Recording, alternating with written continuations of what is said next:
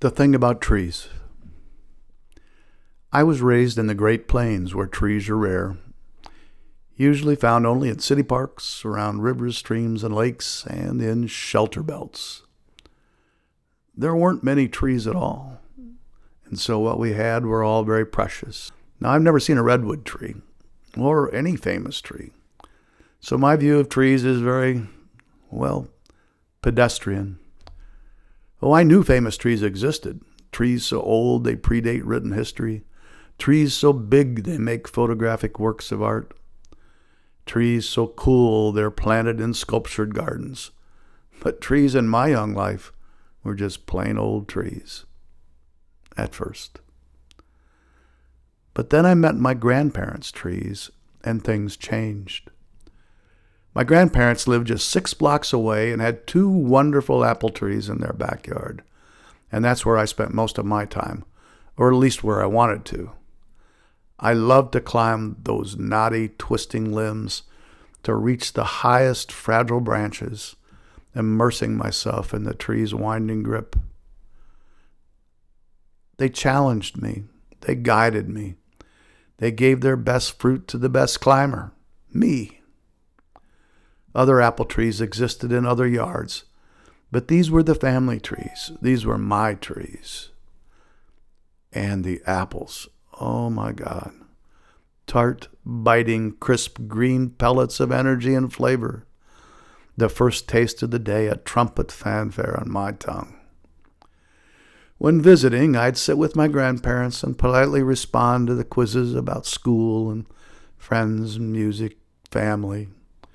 But I really wanted to be outside climbing in my trees.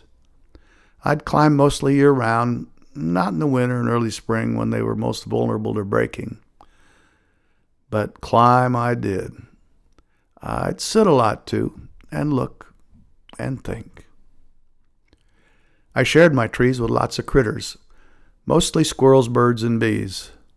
The trees provided protection for all of us from the sun, from the rain when I could get away with it, and from prying eyes. A haven, a safe place. I was pretty sure the 2 apple trees somehow talked with one another. They seemed to know what I was doing and how they should help or guide me in my climb. My grandparents worried about me falling, murmured concerns for breaking branches and damaged fruit. But the trees, it was the trees. They took care of me. They showed me how to climb, where to sit, when to rest, where to notice. The squirrels were my grandmother's bane. Grandma used all the apples we picked, pies, jams, jellies, applesauce, and on and on and on. She deeply resented any reduction in the harvest, including my occasional sampling, or so she said. In the fall, the squirrels would sit just feet away from me, or Grandma, chatter, bob their heads, dodge quickly to another branch, and start to eat an apple, which would then fall to the ground. That's what made Grandma mad. One bite, apple falls, and then on to the next apple, another bite, another apple falls. And pretty soon, you have once-bitten apples strewing the grass under the tree, and one mad Grandma muttering at the chattering tree rats. I'd laugh and enjoy. Imagine being eye to eye with the grace and speed of a racing squirrel. They'd dance around me just out of reach, just far enough to not worry about me, close enough to taunt me with their twitching tails and sharply focused eyes. The confidence, the ballet-like leaps, their strength. How could I not enjoy how they played in my trees? Grandma wanted Grandpa to get out the .22 and save her apples with mass squirrel executions.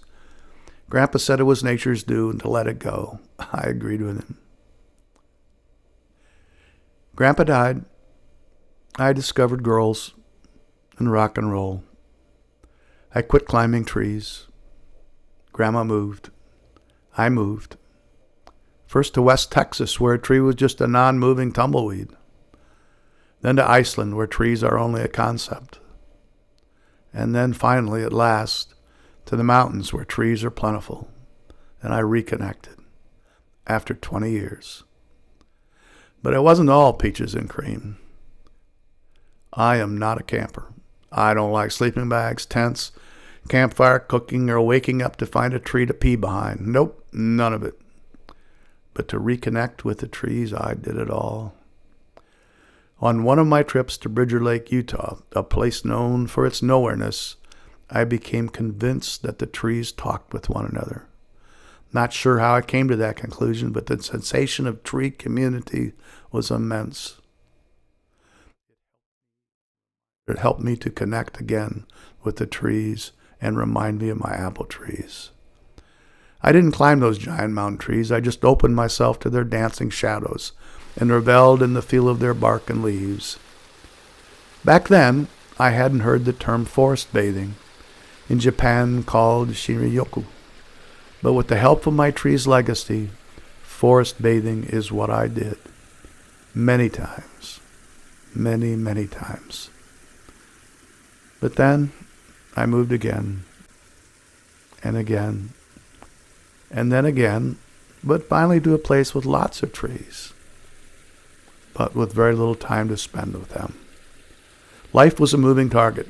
London, Oslo, Sweden, Brussels, The Hague, Copenhagen, and more. I lost my connection again with the trees. I lost a bit of me, too. For me, in those years, forests receded and time blurred. People, places, relationships. A tumultuous torrent of everything. It's fast, furious, exciting. Suddenly I'm alone. I don't think I noticed. And I didn't notice that I was missing the trees. Looking back, I simply wasn't paying attention. One day a friend asked me to go for a walk in an Ohio forest. We paused to sit on a bench. I looked around and poof, magically, the trees appeared. I connected again. I don't live in the mountains anymore, and most forests in my neck of the woods are on private land, but I still find the odd strip of accessible trees and I settle in amongst them. Climbing is right out at my age, but sitting, touching, and even hugging a tree is perfect.